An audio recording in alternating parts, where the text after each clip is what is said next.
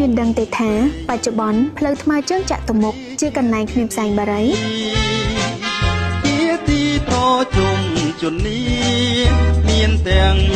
ដើម្បីចូលរួមការពារសុខភាពរបស់ប្រជាពលរដ្ឋពីគ្រោះថ្នាក់នៃការហិតផ្សែងបារីរដ្ឋបាលរាជធានីភ្នំពេញបាននឹងកំពុងប្រែក្លាយផ្លូវថ្មើរជើងចាក់ទៅមុខទៅជាតំបន់ដែលគ្មានផ្សែងបារី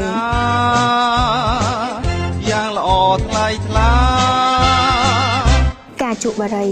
ការដាក់តាំងឬផ្សាយពាណិជ្ជកម្មបារីផលិតផលថ្នាំជក់ឬបារីអេឡិចត្រូនិកនៅតាមផ្លូវថ្មើរជើងចាក់ទៅមុខរៀងរាល់ថ្ងៃសៅរ៍អាទិត្យចាប់ពីម៉ោង 6 ល្ងាចដល់ម៉ោង 11 យប់គឺជាអំពើល្មើសច្បាប់ភ្នំពេញ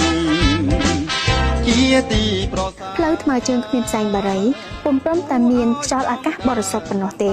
តែវាបានបង្កើតទៅជាបរិយាកាសដែលមានសុវត្ថិភាពនិងផាសុកភាពដែលអាចឲ្យមនុស្សគ្រប់រូបស្រូបយកខ្យល់អាកាសបរិសុទ្ធបានបរិយាកាសនេះ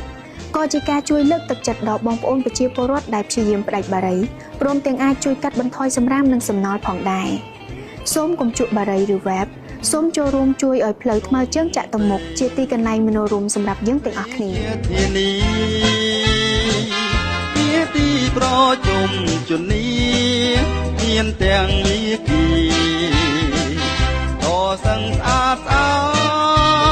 តទាំងវាងប្រាសា